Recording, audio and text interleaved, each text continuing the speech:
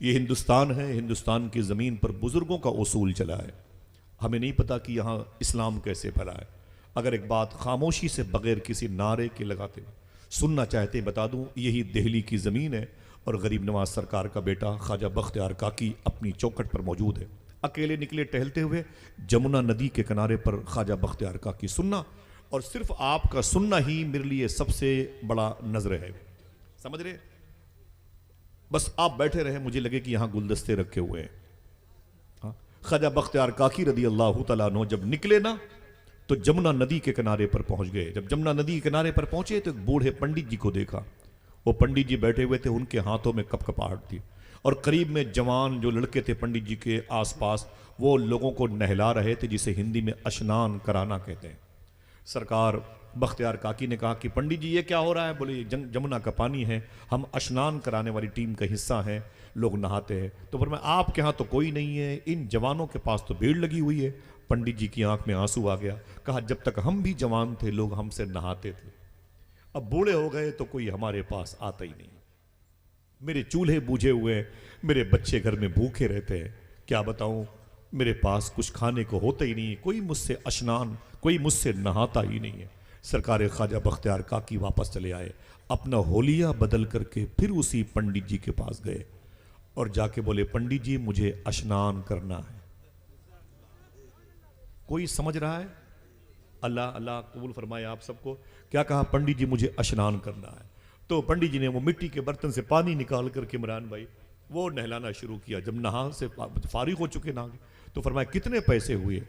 تو پنڈت جی نے کہا کہ مثال کے طور پر 5 روپے ہوئے. تو خواجہ بختیار کاکی نے اپنی جیب سے 10 روپے نکالے، اپنی جیب سے 10 روپے نکالے، اور جیسے ہی پنڈت جی کو 10 روپے دیا تو پنڈت جی نے کہا یہ زیادہ ہے، کہا رکھ لو. پھر دوسرے دن آئے، پھر گئے نہانے کے لیے. پھر جب نہایا کتنے پیسے ہوئے؟ کہا 5 روپے. یہ ممبر کے سارے علماء کرام کے لیے اور آپ کے لیے آئیڈیل ہے. اس وقت جو تڑپتی ہوئی ہماری دکھتی رگ ہے، اس کو ساکت و جامد کیسے کیا جائے، میں اس کے علاج کی بات کرتا ہوں. میں اس کے علاج کی بات کرتا ہوں، اس کے علاوہ کوئی علاج نہیں ہے. اللہ کے رسول کی مبارک آئین اور آرٹیکل سے میل کھاتا ہے. غریب نواز کے ہونے سے اس ملک میں غریب نواز کا قانون چلے گا.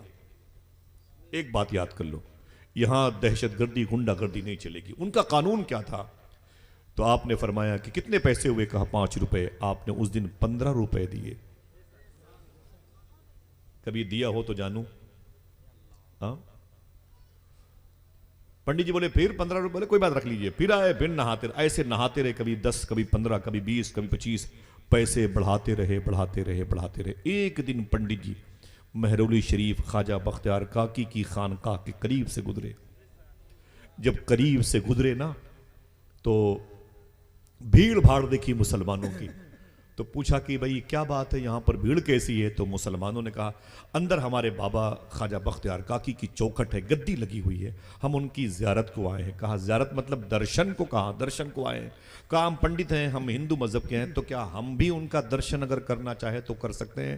لوگوں نے کہا بالکل، وہی شعر، یہ رحمت کا ہے دروازہ، یہاں تالا نہیں لگتا، کھلا رہتا ہے 5 وقت میں خانہ محمد کا. آپ نے کہا بالکل آئے بالکل آئے. اندر تشریف لے گئے تو پنڈت جی نے دیکھا تو یہ تو وہی بزرگ ہیں جو روز میرے ہاں کوئی اور ہے روز میرے ہاں اسنان کرنے آتے. اس کا مطلب نہانے کا لفظ زبان پر آئے گا تو سردی لگے گی. سمجھ رہے ہیں؟ اس ڈر سے نہیں بولتے.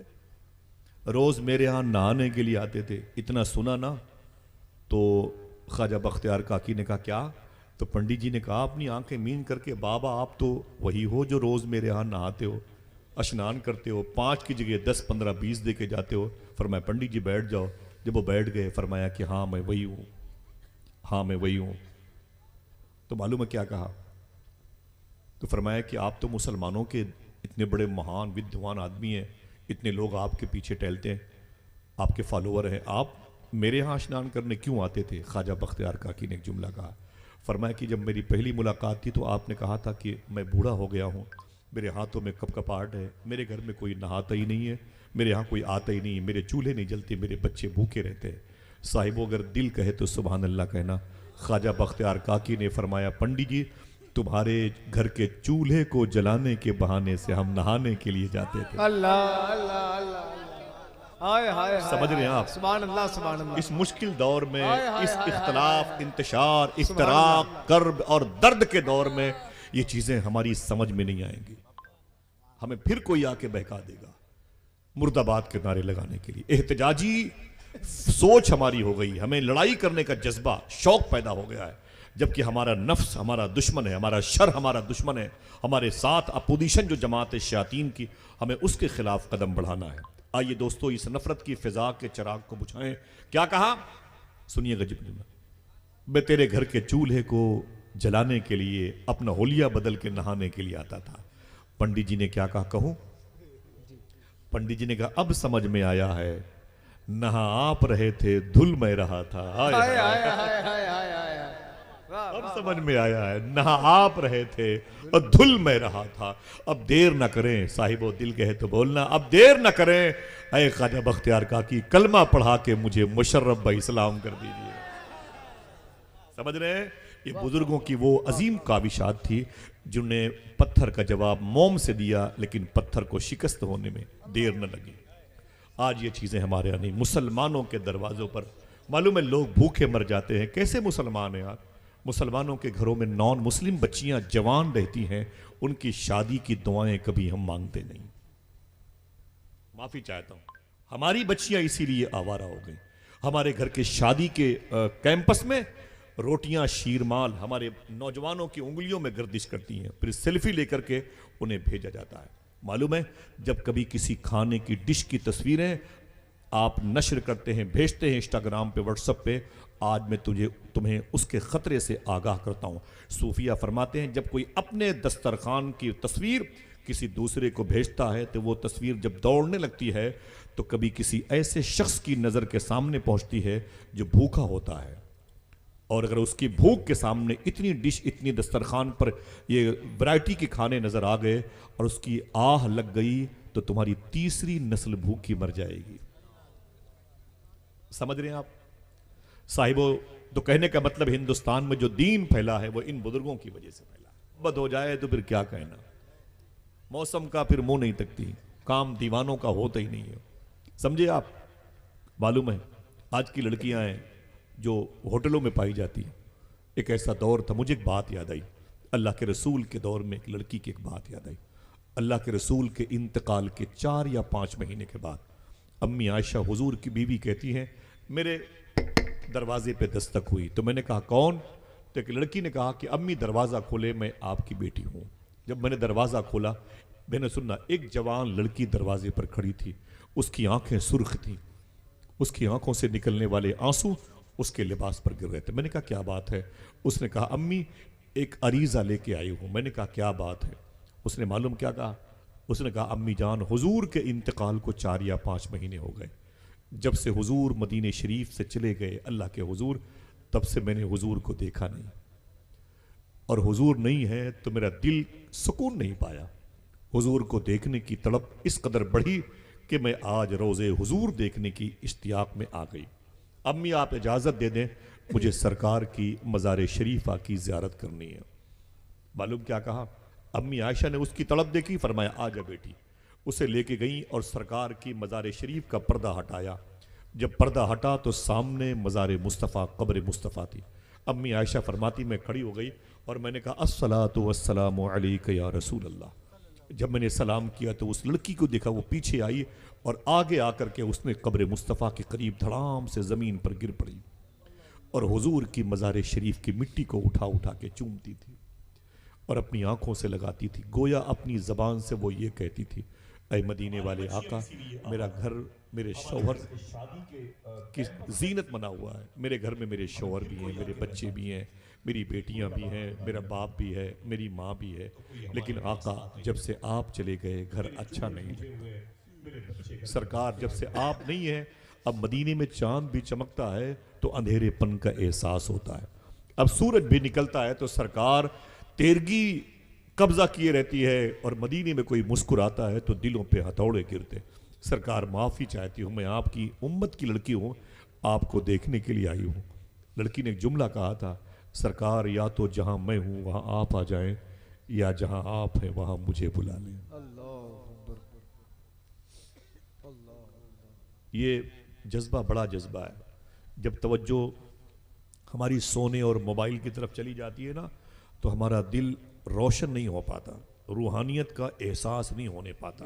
ہماری زبانیں اور ہمارے لباس اور ہمارا کردار بڑا تفاوت فرق محسوس کرتا ہے. ہمارا دل مسلمان نہیں ہوتا, لباس تو ہوتا رہتا ہے. اگر کبھی بھی حضور کی بات ہو تو پھر حضوری کے انداز میں ہو, سنیں تو لگے کہ ہم حضور کی بارگاہ میں ہیں. میں کچھ نہیں مانگتا آپ سے, صرف چاہتا ہوں کہ آپ ایسے بیٹھیں جیسے آپ کے گھروں میں مجسمے رکھے ہوئے ہیں. سنیے, امی عائشہ کہتی وہ زمین پر تڑپتی رہی وہ لڑکی, اور میں نے اسے دیکھا تو میں قرآن کی تلاوت کرتی رہی. جب وقت پورا ہو گیا تو میں نے اپنے ہاتھوں کو چہرے پر پھیرا اور میں نے کہا اے بیٹی اٹھ, چل باہر چل, روضے رسول کے باہر چل. اس نے میری آواز پر لبیک نہیں کہا. میں بیٹھ گئی, میں نے اس کا ہاتھ پکڑا, میں نے کہا اے بیٹی اٹھ چل. تو امی عائشہ کہتی ہیں میں کیا اٹھاتی, میں خود بیٹھ گئی. معلوم ہے, فرماتی ہیں جو چیخ اس کی نکلی تھی وہ میری نکل گئی. امی عائشہ کہتی جیسے میں نے غور سے اسے دیکھا تو اس کے نبض پر انگلیاں رکھیں تو قبر مصطفیٰ سے لپٹ کے اس لڑکی کا انتقال ہو چکا تھا. اعلیٰ حضرت کے منجلے بھائی علامہ حسن رضا بریلوی کہتے ہیں گر وقت اجل سر تیری چوکھٹ پہ دھرا ہو, جتنی ہو قضا ایک ہی سجدے میں ادا ہو. 15-20 دن پہلے اودے پور گیا تھا تو اودے پور میں معلوم ایک صاحب نے کہا میں ایک فلیٹ لینے کے لیے گیا تھا تو آفس کے سامنے میں نے دیکھا تو ایک لڑکی تھی اور شراب پی رہی تھی. خدا کی قسم سچی بات ہے, میں آستانے پہ جا کے بول سکتا ہوں. وہ ایک لڑکی شراب پی رہی تھی اور اس کے سامنے ایک لڑکا سگریٹ پی رہا تھا. تو میں نے ہوٹل کے مینیجر سے کہا کہ بھائی کیا مطلب, فلیٹ مجھے لینا تھا. میں نے کہا یار ایک روم مجھے چاہیے تھا اس بلڈنگ میں, لیکن یہاں کیا رہوں, لڑکی شراب پی رہی ہے, میری بیٹی میری بیوی یہاں کیسے رہے گی. لڑکے شراب پیتے, روم کے سامنے ٹیبل لگا ہوا ہے. معلوم ہے اس نے کیا کہا, کلیجے منہ کو نکل آئیں گے. اس نے کہا کہ آپ مسلمان ہیں, میں نے کہا ہاں میں مسلمان ہوں. کہا جو لڑکی شراب پی رہی ہے بھی مسلمان ہے. سمجھ رہے ہیں, اور جو لڑکا سگریٹ پی رہا ہے یہ مسلمان نہیں ہے. یہ عیش و عشرت کے دلدادہ لوگ ہیں جو اس وقت یہاں پر آئے ہوئے ہیں. بھول گئے لوگ اپنے بزرگوں کے احسانات کو, بھول گئے لوگ امام حسین کی قربانی کو. ایسے ہی لوگ رسگلہ کھا کر کے اسلام بچانے کے فراق میں ہیں. خدا کی قسم اس کے لیے بڑی قربانیاں دینی پڑتی ہے. سمجھ رہے ہیں آپ, میں جب کبھی سوچتا ہوں حضور کو, حضور کے چچا جناب امیر حمزہ رضی اللہ تعالیٰ عنہ کو, تو سمجھ میں آتا ہے اتنی بڑی قربانیوں کے بعد 3000 کلومیٹر کے فاصلے پر آج یہ گونڈا بستی میں حضور کا دین پہنچا ہے. بھول جائیں ان محسنین کو, بھول جائیں اپنے گھر کے تمام تر افراد کو, اپنی نگاہوں کے سامنے ذبح ہوتے ہوئے دیکھنے والوں کو. مجھے بتائیں کیا ان کہانیوں پر پردے ڈال دیے جائیں. اللہ کے رسول احد شریف کی جنگ میں تھے اور سرکار علیہ الصلوۃ والسلام کی نگاہوں کے سامنے 70 حضور کے صحابہ شہید ہوئے تھے. میں نے کئی مرتبے سفر کیا ہے مدینہ شریف کا, اور بغداد کا سفر تو مجھے خدا کی قسم یاد نہیں ہے, مجھے یاد نہیں ہے میں نے کتنی مرتبے کیا. ان علماء کی جوتیوں کو چوم کر کے, میں کوئی بڑی بات بتانے کے ارادے سے نہیں, لیکن بتانا چاہتا ہوں کہ جب ان کا کرم اس کتے سے بدتر انسان پر بھی ہو سکتا ہے تو آپ تو بدرجہ اولا مجھ سے بہتر ہے. سنیں آپ, میں کوئی تقریر وقیر نہیں کرتا, آپ کو کسی نے وہم میں ڈال رکھا ہے, میں آپ سے باتیں کر رہا ہوں. اللہ کے رسول صلی اللہ علیہ وسلم کی جنگ کی ختم ہونے کے بعد حضور نے کیا فرمایا, توجہ ہے. اللہ کے رسول نے فرمایا لاشیں گن لو, تو صحابہ نے کہا 68 لاشیں موجود ہیں. میرے آقا فرماتے 2 کہاں گئے, ایک جناب حضرت حنظلہ, میری بہن سنو, ایک دن پہلے ان کی شادی ہوئی تھی, سب کو پتا, اپنی بیوی کے بستر پہ لیٹے ہوئے تھے. حضور کی آواز آئی تو بستر سے کھڑے ہو کے دروازے پر آ گئے. بیوی نے کہا کہاں جا رہے ہو, بولے نبی کا دین مجھے آواز دے رہا, ابھی دلہن بن کر کے میں آئے ہوں. کہا کہ مجھے تو اللہ کے رسول کی آواز زیادہ پیاری ہے.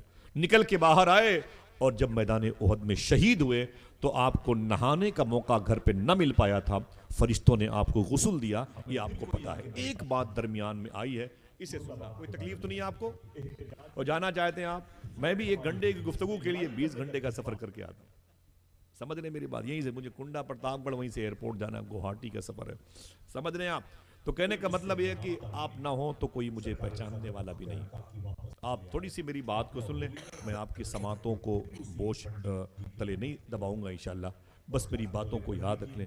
آپ کہیں گے کسی سے کوئی شخص درمیان میں ملا تھا, میری اپنی کوئی شناخت نہیں ہے, बायजीद बुस्तामी ईरान में लेटे हुए बहुत बड़े बुजुर्ग हैं। एक मरतबा उनसे किसी ने कहा मुझे बायजीद बुस्तामी से मिलना है।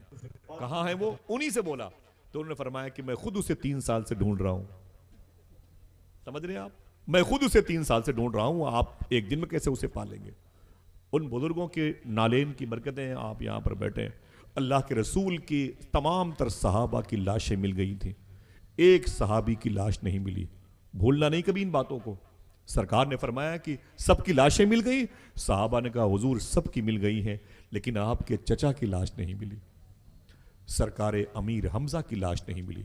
हुजूर ने फरमाया चलो मैं ढूंढता हूं मेरे चचा कहां हैं। बचपन 2 साल हुजूर के फर्क उम्र में बड़े थे, 2 साल बड़े थे जनाब अमीर हमजा। चचा हैं हुजूर के, हिस्ट्री बताता हूं याद कर लो।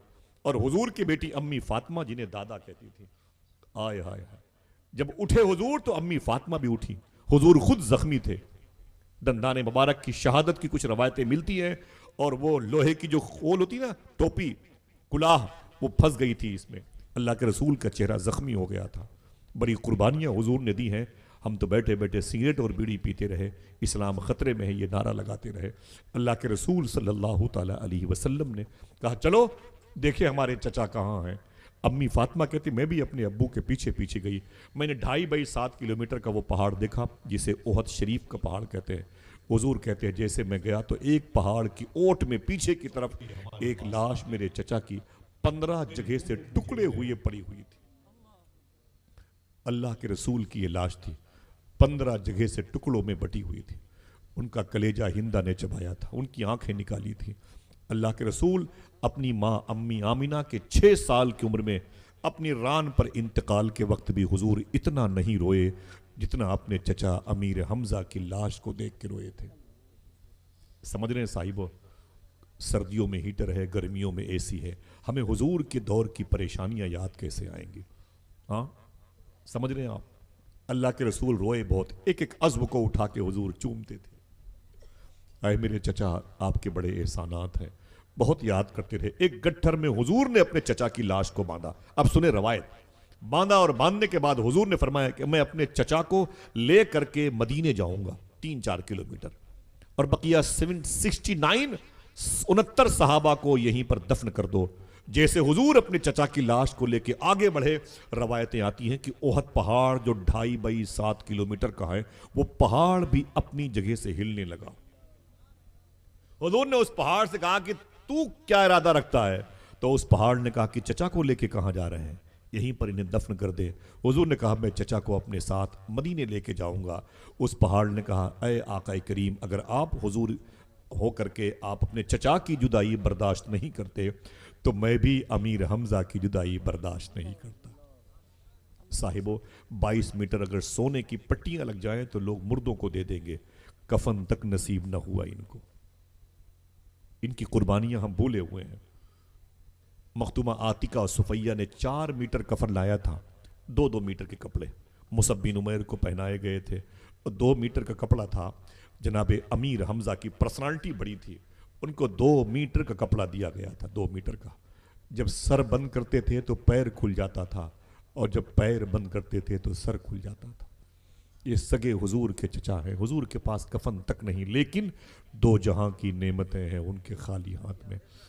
अल्लाह के रसूल, मैं गया था, मेरी बीवी थी मेरे साथ, मेरी बहनों, मैं बहुत रोया था कि आज हम लोग जो ब्रांडेड कपड़े पहन के जलसे जुलूस में आते जाते हैं, जिसके सदक़े में आते हैं उसको कफन तक न मिला।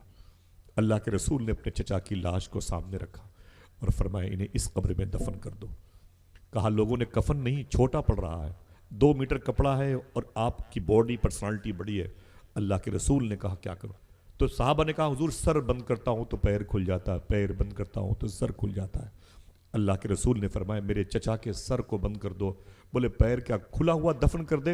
हुजूर फरमाते इदखिर नामी एक घास है मदीने शरीफ में पहाड़ों पे, इसे जाओ चुन चुन करके वो घास लाओ और मेरे चचा के पैरों के में उसे बंद कर दो, पैरों को पोशीदा कर दो, घास कफन की जगह लगा दो। दफन कर दिया गया हुजूर के चचा को। हुजूर ने एक जुमला इनके लिए भी इरशाद फरमाया था, फरिश्ते मेरे चचा को गुस्ल दे रहे हैं। غسید الملائکہ کا لفظ حضور نے ان کے لیے بھی کہا. پھر حضور نے فرمایا تھا یہ طائران محبت بن کے جنت کی وادیوں میں ٹہل رہے ہیں. ایک روایت حضور کی یہ بھی ہے کہ جنت میں شہدائے احد پرندوں کی صورت میں یہاں سے وہاں جا رہے ہیں. انہی میں سے میرے چچا امیر حمزہ گاؤ تکیہ لگا کر کے مسند پہ بیٹھے ہوئے ہیں. سبحان اللہ. پھر حضور نے کیا کہا صاحبو، کبھی کبھی اٹالین سامان لیٹرنگ میں واش روم میں ہم لگاتے ہیں، جرمنی کے ٹائٹل لگاتے ہیں، مکرانہ کے پتھر لگاتے ہیں، لیکن حضور کو دیکھنے کے لیے پیسے نہیں بچتے. اللہ کے رسول نے کیا کہا تھا معلوم ہے؟ کیا کہا تھا حضور نے؟ فرمایا جو میرے چچا احد کے شہیدوں کی بارگاہ میں آ کے ایک مرتبہ سلام کرے گا، یہ صبح قیامت تک اس کے سلام کا جواب دیتے رہیں گے. یہ زندہ ہیں، واقعی زندہ ہیں، واقعی خدا کی قسم یہ زندہ ہے. لیکن مرزا انجینئر کی سمجھ میں نہیں آئے گا، اس کے ماننے والوں کی سمجھ نہیں آئے گا. حضور نے اپنے چچا کی لاش کو آدھی جو پنڈی تھی پیر تھا اس میں کفن میں کی جگہ پر گھاس لگا کر کے آپ کو دفنایا تھا. معلوم ہے کیا ہوا؟ ابھی تقریباً مشکل سے 50 سال ہو رہے ہیں. 50 سال ہو رہے ہیں. قریب میں اگر آپ کھڑے ہو جائیں ایسے اور آپ کے سامنے احد شریف کا گراؤنڈ ہو، دائیں طرف جبل احد ہو اور قلب کی طرف، بائیں طرف بولنا مناسب نہیں ہے، دل کی طرف مدینہ ہو، تو 4 کلومیٹر پہ مدینے میں ڈیم ہے پانی کو جہاں سیف رکھا جاتا ہے. وہاں سے پانی کا ڈیم کھل گیا تھا 50 سال پہلے. وہ پانی کا جب بہاؤ آگے کی طرف آیا نا، معلوم ہے سارے شہیدان احد کی قبریں کھل گئیں. قبریں کھل گئیں. اب سنیں ایک جملہ، 1400 سال کے بعد جب وہ قبریں کھل گئیں تو لوگوں نے کیا دیکھا؟ وہ جو زخمیوں کے کفن تھے، وہ کفن کے ایک دھاگے تو سلامت تھے، وہ گھاس بھی ہری بھری تھی جو ان کے پیروں سے لگائی گئی. یار کبھی ان کی بارگاہ میں آتے ہو تو پھر ان سے وہ مانگو جو یہ دینا چاہتے ہیں. کیا؟ ان سے اللہ کا ڈر مانگو، ان سے اللہ کی خشیت خوف مانگو. ان بزرگوں کی بارگاہ میں آئیں تو ادب کے ساتھ آئیں، یہ نہیں کہ دندناتے ہوئے چلے جائیں. ادب پہلا قرینہ ہے محبت کے قرینوں میں. اگر میں ان درویشوں کی فقیروں کی بات کروں تو پھر کئی گھنٹے نکل جائیں گے. ادب کتنا انعام عطا کرتا ہے. بزرگوں نے کہا کہ بھائی بتائیں آپ میرے شہر کے لوگوں کو کہ حضور غوث پاک کے تذکرے سے دلوں کو روشنی کیسے ملا کر دی ہے. ایک بات سن لیں تو وعدہ کریں انشاءاللہ حضور کے اس دین کا احترام کریں گے. بولو بھائی کیسے کریں گے؟ کم سے کم اتنا تو کریں کہ ہم حلال کھانا شروع کر دیں.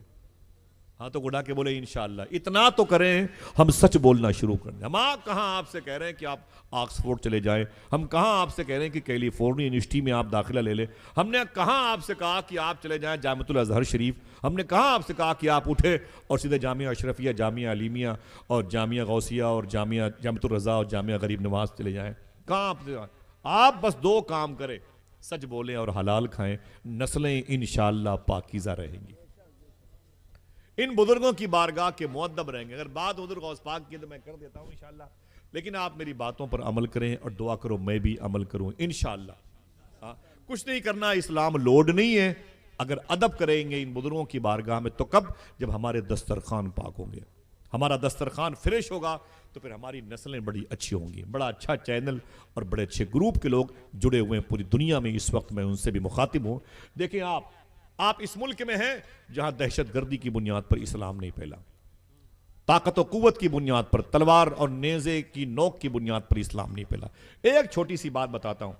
ایک صاحب سے پوچھا گیا، بھائی وہ گورنمنٹ سروس میں تھے، اس علاقے کی کیا؟ بولے یار آپ بہت بات کرتے ہو مسلمانوں کے، اس علاقے کی جو منڈی ہے اس پر مسلمان پرسنٹیج میں زیادہ ہیں. اور پھر کیا ہوا سر؟ تو بولے کہ لیکن حرام بہت کھاتے ہیں. گجرات میں گیا تھا علاقے میں، تو بولے کہ گورنمنٹ کے لوگ کہہ رہے تھے کہ مسلمانوں کو بزنس میں شامل مت کرو. بولے کیوں؟ بولے یہ پیسوں کا غبن بہت کرتے ہیں، یہ پیسے لے کے دیتے نہیں. بہت تکلیف ہوئی. درود پڑھنے والے حضور پر، قرآن پڑھنے والے، نعتیں پڑھنے والے آج حرام خوری کے اسٹیکر کو چسپا کیے ہوئے. معلوم ہے اس ملک میں جو دین آیا ہے آپ اسے نسلوں میں کیسے ٹرانسفر کریں؟ پوچھا کبھی؟ اور محمود غزنوی دین لے کے آئے تھے، ٹھیک ہے وہ اللہ کے ولی تھے، ایکسپٹ کرتے ہیں. اورنگزیب عالمگیر نے دین لے کے آیا تھا؟ نا دین تو وہ درویشوں اور فقیروں نے لایا تھا. ٹھیک ہے ان کی حکومتیں کسی وجہ سے اشتراک کا شعور رکھتی تھی، لیکن یہاں کے میزبانوں کی دعوت پر وہ آئے تھے. ایک الگ ٹاپک ہے. اسی مالابار کی زمین پر جسے آپ کیرل کہتے ہیں، کیرلا، سمندری راستے سے حضور کے شہر کے کچھ مسافر پہلی مرتبہ آج سے تقریباً 13.5 پونے 1400 سال پہلے اترے تھے اور اسٹیمر جہاز سے اپنا سامان اتارا تھا، کشتی جسے بولتے ہیں. اتارا تو یہاں کے ہندو بھائی پہنچ گئے ہندو بھائی، حالات بڑے خراب ہیں اس لیے میں اس ٹاپک پر بات کر رہا ہوں. پہنچ گئے اور کہا کہ کہاں سے آ رہے ہو؟ بولے ہم تو عرب شریف سے آ رہے ہیں. عرب شریف سے آ رہے ہیں. شورا کرام کی قدموں کو چوم کر کے بعد عرب. بولے ٹھیک ہے، بزنس کے کیا تمہارا پروگرام ہے؟ تو مسلمانوں نے کہا کہ ہم اس میں کپڑے لے کے آئے ہیں، یہ تھان کے کپڑے ہیں، ہم اسے بیچنے آئے ہیں. کہا ان کی قیمتیں کتنی ہیں؟ کہا سیمپل کے طور پر سارے تھان میں قیمتیں لکھی ہوئی ہیں، ٹیری کاٹ، پولسٹر، یہ جو ہے یہ کاٹن کا ہے، یہ مخمل کا ہے، وغیرہ وغیرہ. تو ہندو مذہب کے لوگوں نے کہا کہ مجھے چیک کرنا ہے. جب وہ دیکھتے ہوئے سیمپل کو دیکھتے ہوئے آگے بڑھے نا، تو ایک بڑے گٹھر کو دیکھا تو اس میں مخمل کا کپڑے کا پیس باہر نکلا ہوا تھا. اس پہ قیمت کتنی ہے؟ کہا یہ سب سے سستا کپڑا ہے. کیا کہا؟ یہ سب سے سستا کپڑا ہے. تو ہندوستان کے ہندو مذہب کے لوگوں نے کیا کہا؟ عجیب بات ہے، یہ ہمارے انڈیا میں، ہندوستان میں تو بہت مہنگا بکتا ہے اور تم اسے سب سے سستا کہہ رہے ہو. بہت غور سے سننا، کوئی ہنگامہ نہیں کرنا ہے بھائی. معلوم کیا کہا؟ اتنا مہنگا کپڑا اور آپ کہتے ہیں سب سے سستا کپڑا ہے. تو کیا کہا تھا حضور کے شہر کے قریب سے آنے والوں نے؟ بات یہ ہے کہ پورے گٹھر میں 1 فٹ کپڑا خراب لپٹا ہوا ہے. پورے گٹھر میں 1 فٹ. دلالی رشوت کے پیسوں سے اپنے بچوں کو پالنے والے میری باتوں کو شاید ایکسپٹ نہ کریں، لیکن کہوں گا وہی جو نسلوں کے کام آئے گا. کہ پورے گٹھر میں 1 فٹ کپڑا خراب لپٹا ہوا ہے، خراب لپٹا ہوا ہے. تو ہندوستان کے ہندو مذہب کے لوگوں نے ایک جملہ کہا تھا، ابھی بھی تاریخ میں موجود ہے، اپنے عیب کو چھپا کر مال بیچنا مجھ کو آتا ہے. اپنے عیب کو بتا کر مال بیچنے کا طریقہ تمہیں کس نے سکھا دیا؟ میری بات سمجھے بھائی؟ میں پھر سے ریورس کرتا ہوں، نعرہ نہیں، کوئی ہنگامہ نہیں، بس بیٹھے ہیں. میرے لیے بڑی سعادت کی بات ہے. بس گزارش کروں گا جانے سے پہلے میرے جو بھائی جان کھڑے ہیں کہ وہ غوث پاک کی چادر کو اپنے سر پہ رکھ کر کے پیش کر دیجیے گا.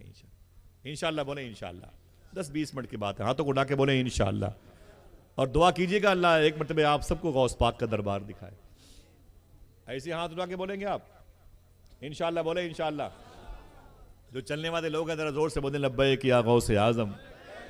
ابھی اس وقت حضور غوث پاک کے شہزادے سید شبات میاں صاحب قبلہ بھائی محمد علی فیضی، احمد الفتح اور غلام نور مجسم بھائی، یہ سارے لوگ نجف اشرف میں مولا علی کے شہر میں، اور پھر کل یہ جائیں گے انشاءاللہ کربلا شریف، اور پھر وہاں سے اس کے بعد یہ سب بغداد شریف کا سفر کریں گے، اور انشاءاللہ ان کی واپسی ہوگی تو دعا کریں کہ پھر میرا سفر ہوگا. چلیں گے بھی انشاءاللہ آپ لوگ دل سے دل. کاش بغداد میں گھر اپنا بناتے جاتے، دیکھتے آپ کے دربار کو آتے جاتے. انشاءاللہ بولے چلیں گے نا. ایک جملہ سن لیں، بغداد کی تھوڑی سی بات کروں گا لیکن بتاؤں گا کہ آپ کے یہاں آنے کا مقصد کیا ہے، آپ یہاں پر کیوں آئے ہیں، 10-20 کلومیٹر کا سفر کر کے کیوں آئے ہوئے ہیں. معلوم ہے بولے کہ اس میں کپڑا یہ سستا کیوں بتا رہے ہیں، مہنگا ہونا چاہیے. تو مسلمانوں نے کیا کہا؟ بات یہ ہے کہ اس میں کپڑا خراب ہے 1 فٹ. تو کیا کہا ہندو مذہب کے لوگوں نے؟ عجیب بات ہے، اپنے عیب کو چھپا کر مال بیچنا مجھ کو آتا ہے، اپنے عیب کو بتا کر مال بیچنے کا طریقہ تمہیں کس نے سکھا دیا؟ دل کہے تو سبحان اللہ کہنا. عرب سے آنے والے بزنس مین نے کہا یہ بات مجھے مدینے والے آقا نے بتائی. پھر سے بولے، کس نے بتائی؟ مدینے والے آقا نے. ان لوگوں نے کہا اس میں کون ہے مدینے والے آقا؟ آنکھوں میں آنسو آگے، کیسے زخم کو تازہ کرتا ہے. بولے پھر وہ کہاں ہے؟ بولے وہ مدینے میں. بولے کیوں نہیں آئے؟ پھر وہ رونے لگے. بولے ان کا تو دیہانت ہو چکا ہے، ظاہری طور پر وہ وصال کر چکے ہیں، مدینے شریف میں وہ آرام کر رہے ہیں. بولے وہ دنیا میں نہیں ہے؟ کہا نہیں ہے. تو یہاں کے ہندوستان کے ہندو مذہب کے بزنس مین نے اپنے اپنے ہاتھوں کو اپنی پیشانی پر مارا تھا. بھائی اپنی اپنی پیشانی پر مارا تھا. کہا عجیب بات ہے یار، ایک ایسے شخص کی باتوں کو تم فالو کرتے ہو جو دنیا میں نہیں ہے، انتقال کر گیا، اس کی باتوں پر تم عمل کرتے ہو. تو کیا کہا تھا حضور کے عاشقوں نے؟ ہم نے جس نبی کو مانا ہے، اس عقیدے کو بھی فالو کیا ہے، آج وہ دنیا میں نہیں ہے لیکن جہاں ہے وہاں سے آج بھی اپنی امت کو ویسے ہی دیکھتا ہے جیسے لوگ اپنی ہتھیلی کو دیکھا کرتے ہیں. آپ کا بیٹھنا بھی حضور کو پتا ہے، ذرا پیار سے کہہ دو سبحان اللہ. ان بہنوں کا اپنے گود میں بچوں کو لے کے بیٹھنا بھی پتا ہے، حضور سب جانتے ہیں. جو کہتا ہے حضور یہ نہیں جانتے، حضور یہ نہیں جانتے، حضور یہ نہیں جانتے، صوفی سلطان میں کہتے ہیں اس بے خبر سے کہہ دو تیرے اس نہ جاننے کو بھی حضور جانتے ہیں. اگر جاننے کی بات آئے گی تو پھر بہت لمبی گفتگو ہو جائے گی. سنیں فرمایا کہ یہ کون ہے؟ بولے وہ مدینے والے آقا. اتنا سننا تھا تو ہندوستان کے مالابار کے ساحلی سمندر کے قریب میں رہنے والے ہندوستان کے ہندو مذہب کے لوگوں نے کیا کہا؟ اے عرب سے آنے والے سنو، اب کپڑے کا تھان بعد میں لوں گا، اسلام پہلے قبول کرنا چاہتا ہوں۔ آئے ہائے ہائے، جس دین کے بارے میں قرآن کا ان الدین عند اللہ الاسلام، بے شک اللہ کے نزدیک یہ سب سے بہتر دین ہے، آج وہی دین چھوڑ کر کے ہماری گھر کی بہن بیٹیاں مرتد ہو رہی ہیں، معافی چاہتا ہوں، خنزیر کا گوشت کھانے والوں کے ساتھ راتیں گزارتی ہیں۔ ہمارے مسلمانوں کے بچوں کے بارے میں، مسلمانوں کے بچوں کے بارے میں مجھے یہ خبر ملی ہے کہ یہ بھی اپنے کھان پان میں بھی آج خنزیر کا گوشت استعمال کر رہے ہیں۔ میں معافی چاہتا ہوں، میں حضور کے منبر سے بولتا ہوں، سمجھ رہے ہیں آپ، آج نشے کی دکانوں پہ سب سے زیادہ ہمارے بچوں کی بھرمار ہے۔ صوفی صاحب سے کہا گیا اس کا علاج کیا ہے؟ آپ نے کہا دسترخوان پر حلال لقمہ آ جائے گا تو نسلیں بگڑنے سے بچ جائیں گی۔ کہاں سے آئیں گی، کہاں سے آئیں گی؟ دونوں تو اسی میں ڈوبے ہوئے ہیں، ہم کو کرایہ جلسے کا مل گیا، جلسے میں نہیں گئے، کسی نے مانگ لیا تو بھی ناراض ہو گئے، ہے نا؟ بڑے عجیب ڈھرے پہ چل رہے ہیں۔ اللہ معاف فرمائے، خشیت اللہ کا خوف ہمارے دلوں میں نہیں ہے، ہمارے دلوں سے نکل چکا ہے۔ آئیے بات کرتے نا حضور غوث اعظم کے مبارک شان کے حوالے سے، ایک جملہ کہہ دو، آپ بیٹھیں گے انشاءاللہ۔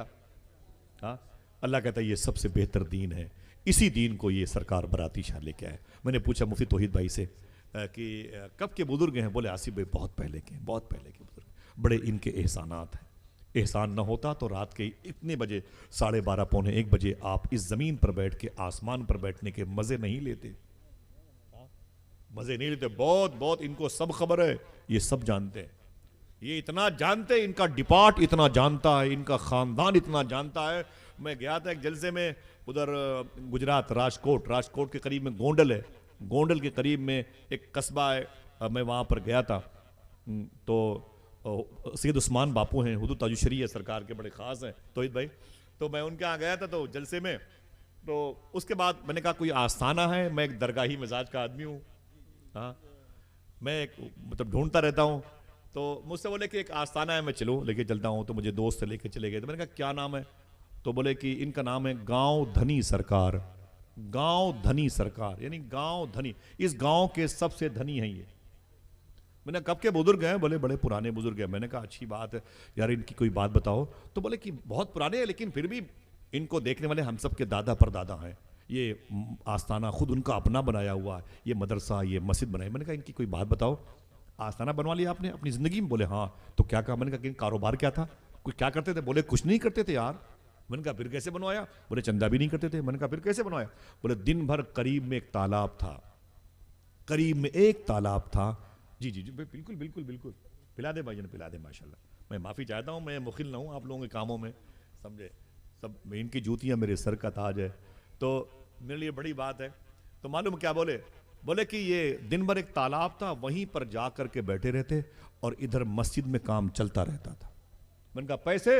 بولے اسی تالاب کے کنارے بیٹھ کے اللہ اللہ اللہ کرتے۔ کیا کرتے؟ اور کوئی جس کا نام میں لینے کے لیے کہہ رہا ہوں، اگر اس نے یہ زبان نہ دی ہوتی تو بولو بھائی گاں گوں کرتے ایسے ٹہلتے۔ اس کا کرم ہے کہ اس نے بولنے کی صلاحیت دی ہے۔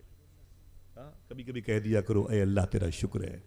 صوفی صاحب نے مجھ سے بلایا تھا، فیصل بھائی، احمد بھائی، معلوم کیا کہا تھا؟ بولے بیٹھو، تو میں بیٹھ گیا۔ مجھ سے بولے کہ صبح کو اٹھنے کے بعد کبھی کبھی چارپائی پر بیٹھے رہا کرو، خدا کی قسم صوفی صاحب نے کہا تھا۔ میں نے کہا کیا کروں؟ بولے چارپائی پر بیٹھے رہا کرو اور رویا کرو کہ اے اللہ تیرا شکر ہے کہ آج پھر تو نے مجھے زندہ رکھا، تیرا شکر ہے کہ تو نے مجھے پھر آنکھیں عطا فرمائی، اے میرے مولا تیرا شکر ہے کہ میرے ہاتھ پاؤں سلامت ہے۔ بہت لوگ آج ابھی دنیا سے راتوں کو چلے گئے، فجر کی نماز کے بعد ان کے جانے کا اعلان ہوگا، تم صحیح سالم ہو، تمہارے پیر سلامت ہیں، کہا کرو اے اللہ تیرا شکر ہے۔ گاؤں دھنی سرکار بڑے بزرگ تھے اور دن بھر کام چلتا، مغرب کی نماز پڑھنے کے لیے آتے اور جب نماز پڑھتے تو سارے مزدوروں کو بلاتے، بھائی سارے مزدوروں کو بلاتے اور لائن سے کھڑے ہو جاؤ، تمہاری مزدوری جی 5 روپے، تو بورے سے پیسہ نکالتے، یوں نکالتے، یوں پکڑو 5 روپے، آپ کی؟ بولے 10 روپے، بولے یوں پکڑو۔ سارے مزدور مستری کو ایسے ہی پیسے دیتے اور پیسے ویسے کہیں سے آتے نہیں تھے، پیسے کہیں سے آتے نہیں تھے، بس بورے سے پیسہ نکال کے یوں دیتے رہتے۔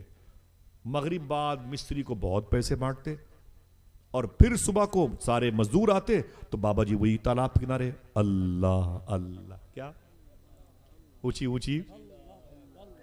इनको मना है, वरना इतनी ताकत से बोले ना मेरी बहन है, इनको मना है, अपनी इनकी आवाज भी पर्दा है। आपको बोलने की इजाजत है, आहिस्ता से बोले ही सही, अल्लाह अल्लाह अल्लाह अल्लाह। मालूम है? फिर शाम हुई तो फिर आ गए, ऐसे ही पैसे बांटते। कितने पैसे? 10 रुपए, ये पकड़ो। कितने में? 10 रुपए, ये पकड़ो। ओ मजदूरों को ऐसे पैसे देते। एक मजदूर ने एक दिन देखा, मालूम क्या कहा? एक मजदूर ने सोचा, यार इनका सारा माल इसी बोरे के नीचे है।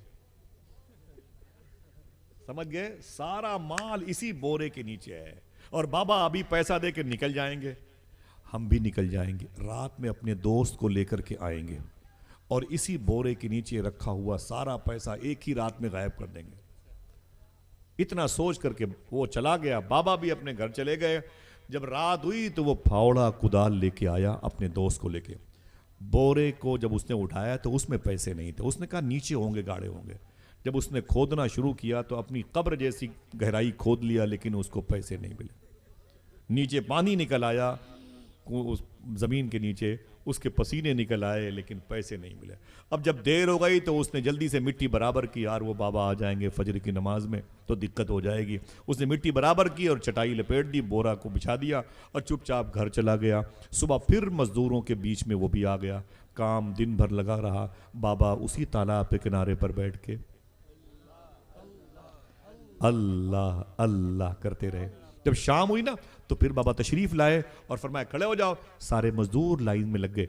जब लाइन में लग गए मजदूर ना, कितने पैसे हुए? बोले 5 रुपए, तो 5 रुपए। कितने हुए? 10 रुपए, तो 10 रुपए देने। अब बारी आई उस मजदूर की। समझ गए? जब उसकी बारी आई, जब वो करीब आया तो आपने कहा तेरे कितने पैसे हुए? उसने कहा बाबा मेरे 5 रुपए हुए, मेरी मजदूरी 5 रुपए हुई। तो बाबा जी ने निकाले उसमें से 10 रुपए। देखना, कहा ये 10 पकड़। तो उसने कहा हुजूर ये 5 ज्यादा क्यों है? आपने मुस्कुरा के कहा तूने रात में भी तो बड़ी मेहनत की है। समझ रहे क्या मतलब? जब उनके गदा भर देते हैं शाहाने जमाना की झोली। हाँ, लेकिन ये बात मिर्जा की समझ में नहीं आएगी।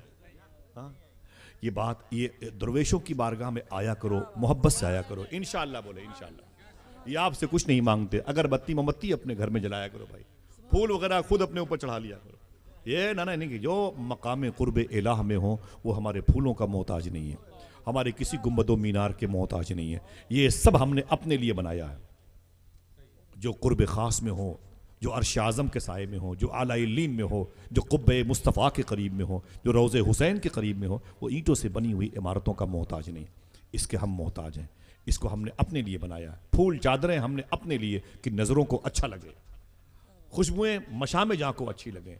समझ रहे हैं? यहाँ की जो धुनें हैं, जो यहाँ की लहने दाऊदी है, आवाज़ें हैं, वो कानों को अच्छी लगें। ये सारी चीज़ें इनके लिए, ये तो अल्लाह के ख़ास कुर्ब में मौजूद है। समझ रहे हैं? 2 रुपए का फूल पेश कर दिया करो। दरवाजे पर अगर कोई बैठा हो तो उसे 10 रुपए का बिस्किट दे दिया करो। समझ रहे हैं आप? ये खुश हो जाएंगे इंशाअल्लाह। अदब के साथ आओ। अब बात अगर गौस पाक की है, अदब करने वालों ने कितने दर्जे हासिल कर लिए मैं बता दूं। मेरी बहनों सुनना, तुम्हारे कबीले की एक बात बताता हूँ। बगदाद शरीफ